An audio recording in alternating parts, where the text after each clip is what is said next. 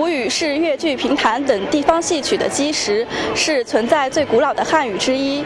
晋江话是吴语的一种。今天下午，在晋江百度吴语吧的网友们举办了一场保护吴语、保护晋江话的活动。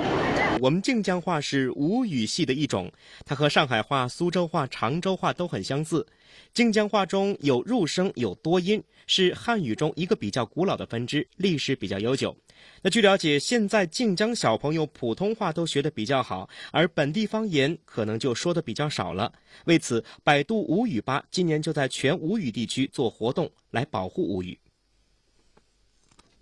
今天坐到晋江这一站来发这样一把吴语小扇子，就是想让小朋友们知道他们自己呢要学会说晋江话，传承好自己的母语。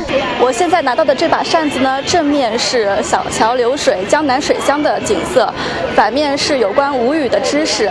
今天呢，您的小朋友呢，只要能够流利地说出一句晋江话，就能够得到这把扇子了。你可不可以说成港话？为啥？说讲一句啊。弟弟乐乐洋洋飞飞，也飞飞大的。你今年来过这个小城港话？然后当的嘛，当好自己就晓得讲。跟老师嘛。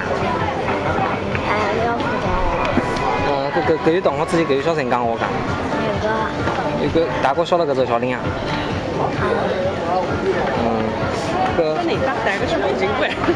我们送一个袖子板的。但是在活动现场，记者也发现有好多小朋友都不会说晋江话了。请问你会不会说晋江话？就一句，随便说一句就行。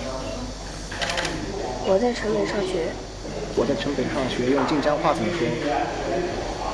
或者说我送你一把扇子。不然你跟我，请问你给我3个说成港话？你都不会说，不会说。说该句我是少说吧。都不会说，说普通，以前说普通话就惯了个。因为从小他是开始学话的时候啊，好像讲话有点不太懂，然后就教他学普通话，学普通话还好的，一直说到现在。然后上学了嘛，都说普通话了。那不少家长告诉我们，小朋友并不是不会说晋江话，而是没有一个语言环境，平时和家长或者老师、同学交流都是用普通话的比较多。